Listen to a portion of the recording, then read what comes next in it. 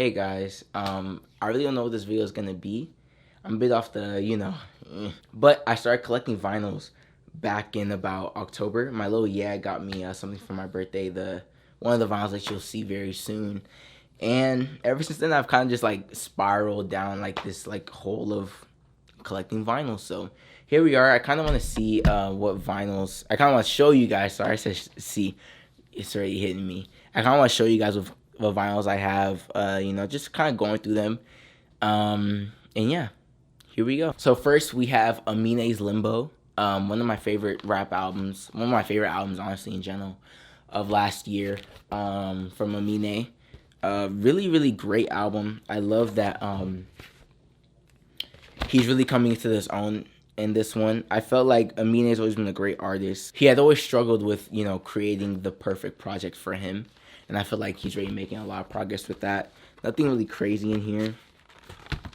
Just a regular black vinyl, so I won't even show that. So yeah, Amine's Limbo is the first one. Oh, I realized I did not say that with Amine's Limbo, but I'm going in pretty much just alphabetical order with these. So nothing too crazy. Second, we have Dr. Dre's The Chronic. I'll be honest with you guys. My mom wasn't like big on like any of like the hip hop or R&B of the 90s.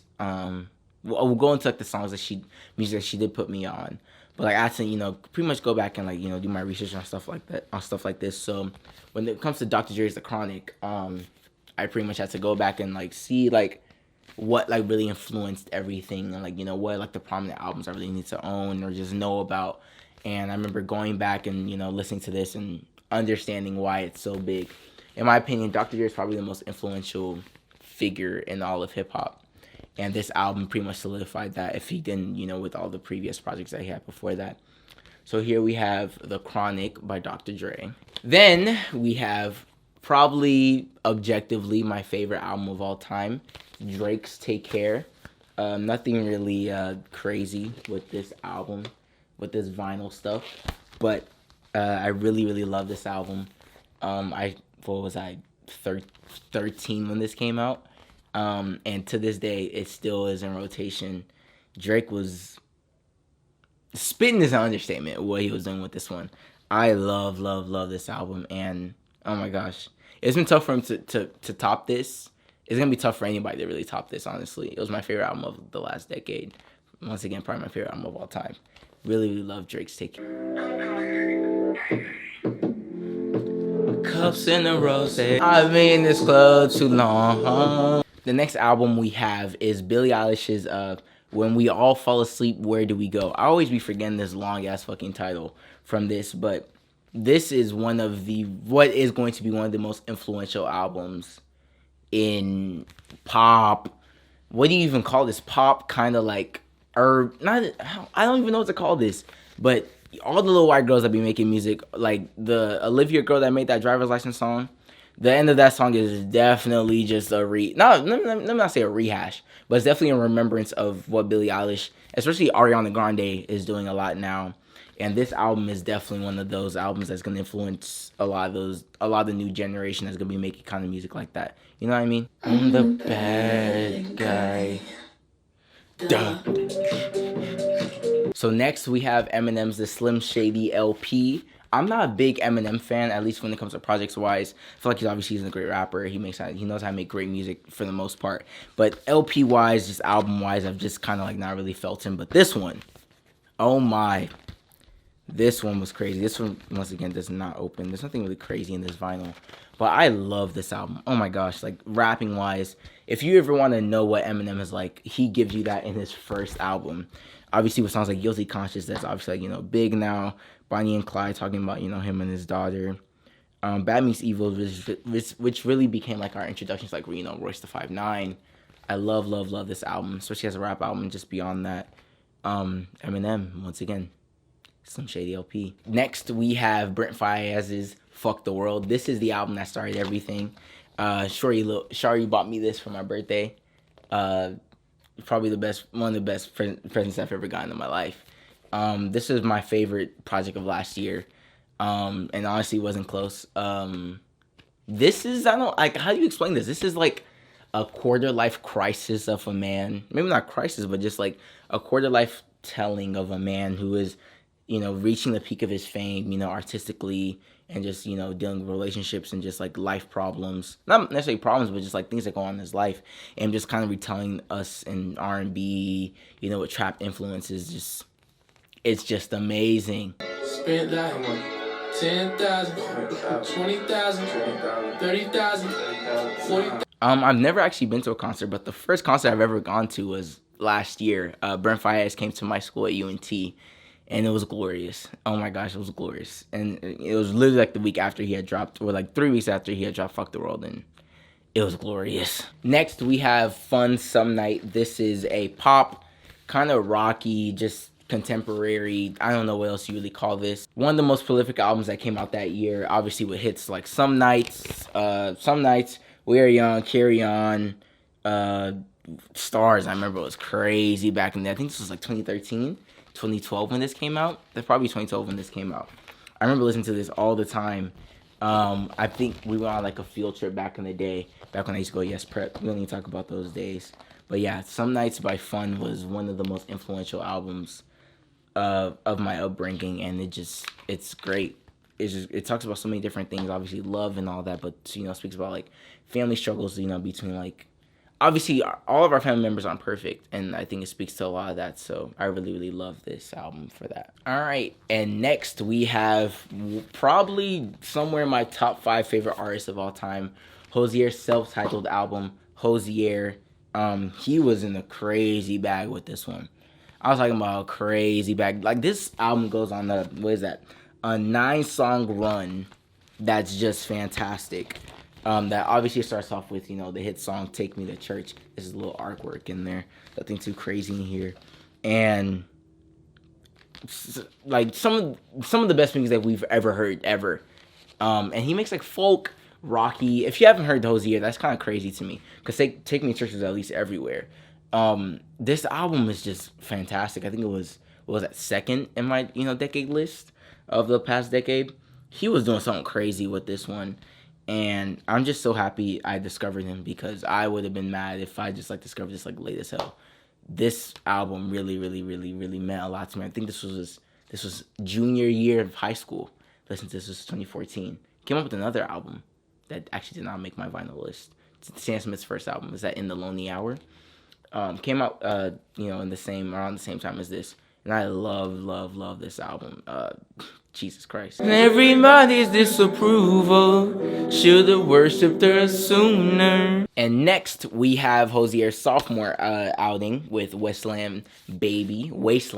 Jesus Christ, I'm butchering this. I'll call it. Wasteland Baby. This is an album that I feel like was a bit bolder, really just with the sound. The reason I like his self-titled a bit more than this one was because I felt like the self-titled, got, a little bit more quieter, a little bit more, subtle in some of the songs. And this one was just bold and just loud throughout the whole time. And you can appreciate, it, feeling like this grandiose experience sometimes. But sometimes you kind of want to chill out some of those songs. But I love most of these songs except like the title track, Wasteland Baby, which I've started actually to grow to love lately. I love this album. My favorite album of 2019, actually. And yeah, Hozier was doing this damn thing with this one.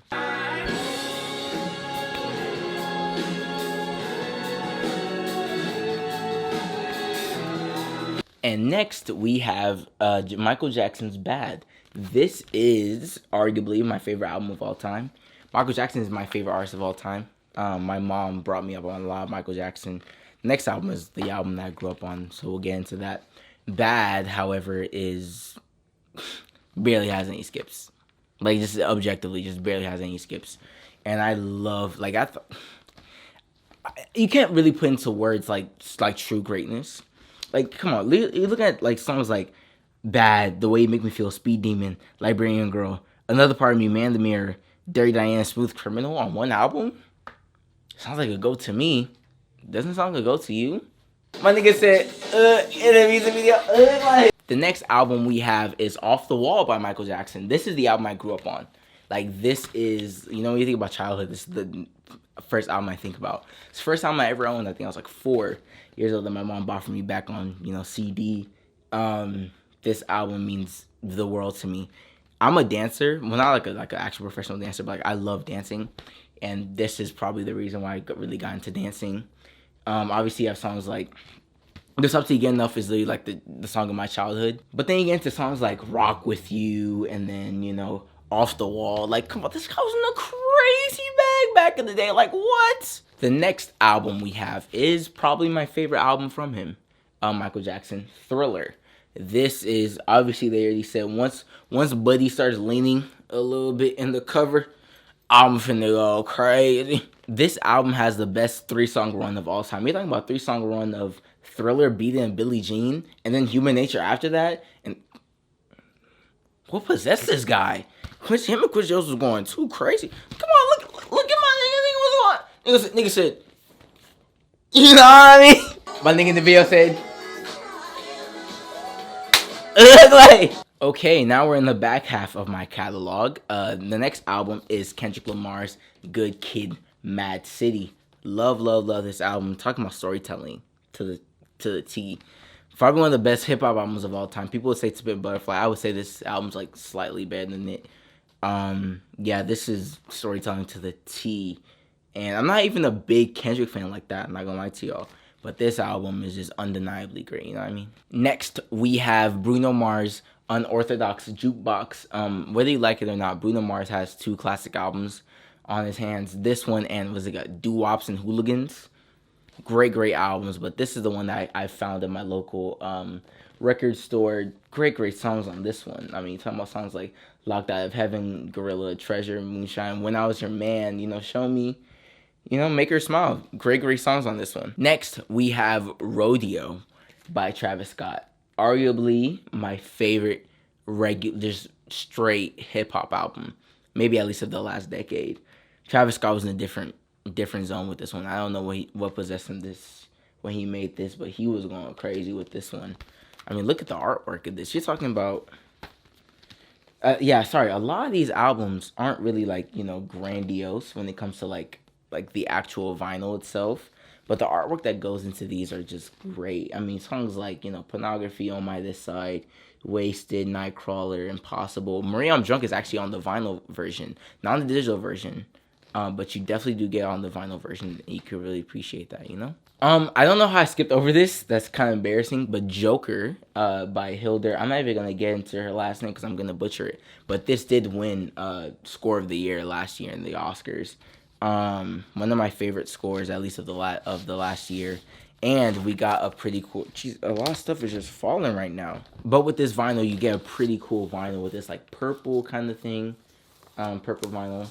Really dope, at least looking vinyl. Great score. I mean, obviously it won best score that year, so I think it has some merit to that, right? All right, and next we have Sam Smith's The Thrill of It All. This was a huge step up from In the Lonely Hour, in my opinion. I thought In the Lonely Hour was great, but it was just not the same love songs, but I get tired of love songs, after a while.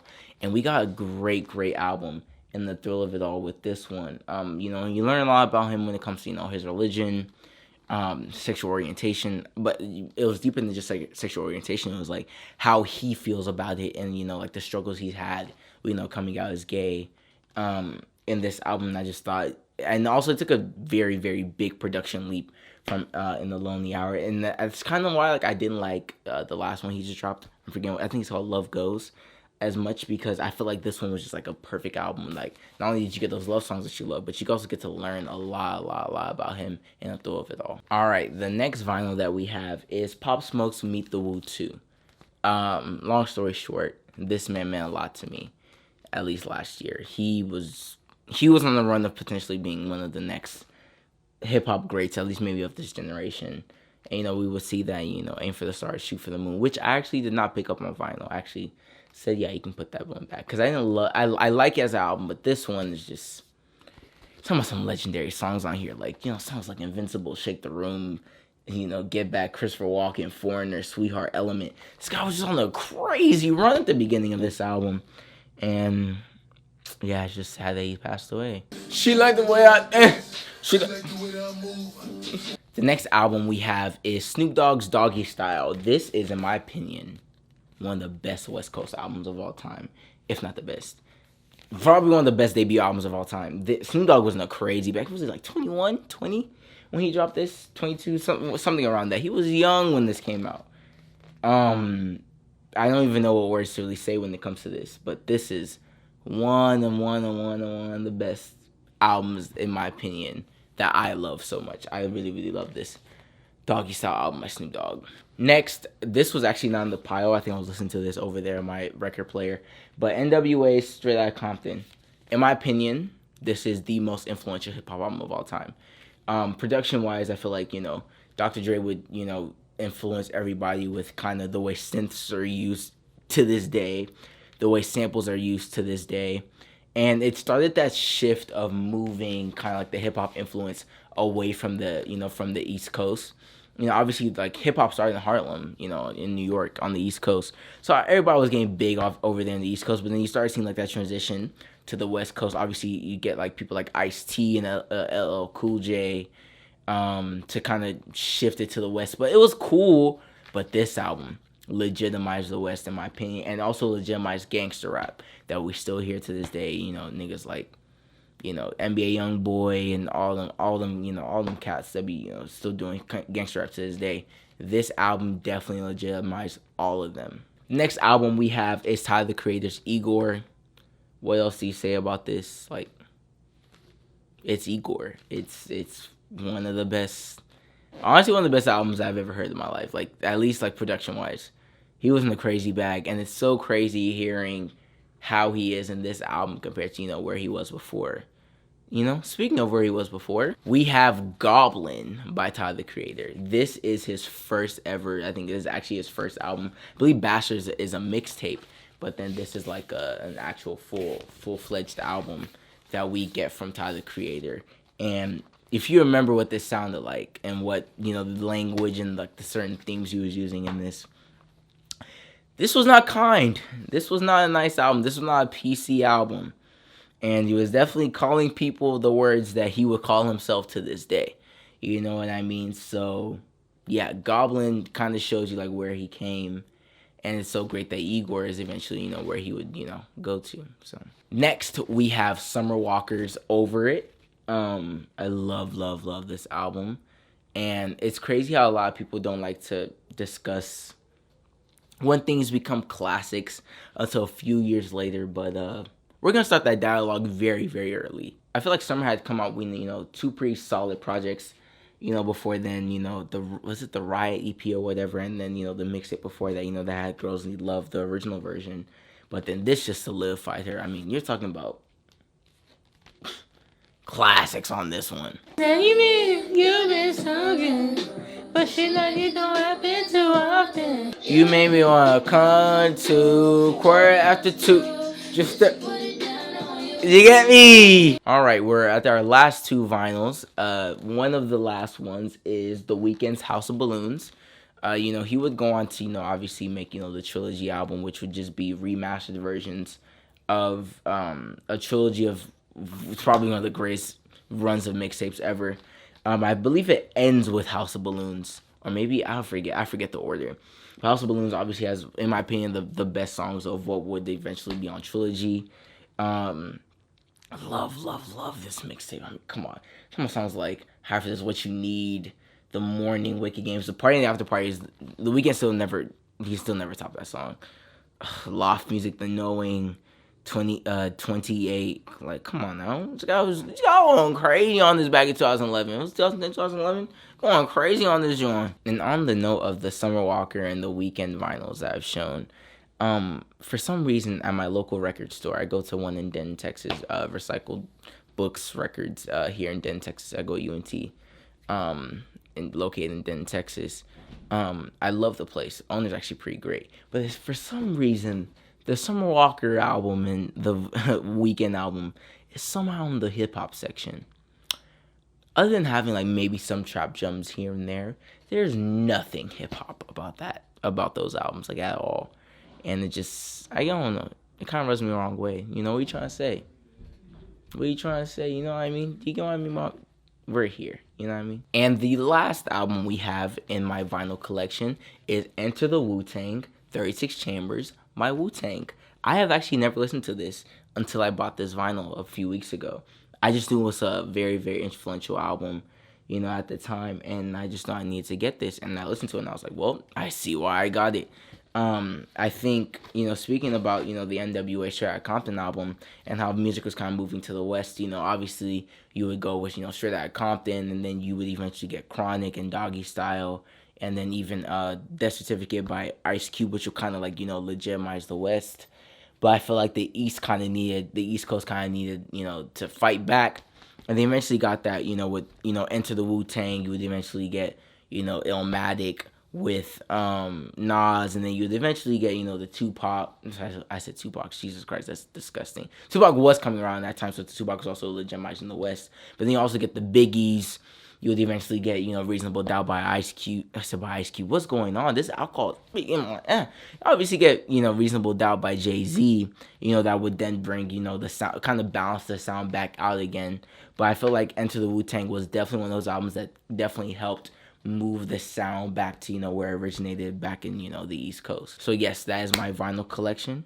I wanted to say thank you guys for watching this video if you got to the end. Yeah, this lick is working me. I'm not even gonna lie to you. I probably have like 20 something vinyls in here. I hope you guys enjoyed this video. My roommates are talking in the background. I hope you guys cannot hear that. But thank you guys so much. Vinyl collection, Adedina. See you guys later. Peace. Actually, before you guys go, let me know if you guys collect vinyls and what like your collection is looking like. And also, if you don't collect vinyls, what do you collect? Let me know in the comments down below. I would like to hear it. Anyways, Adedina. See you guys later. Peace.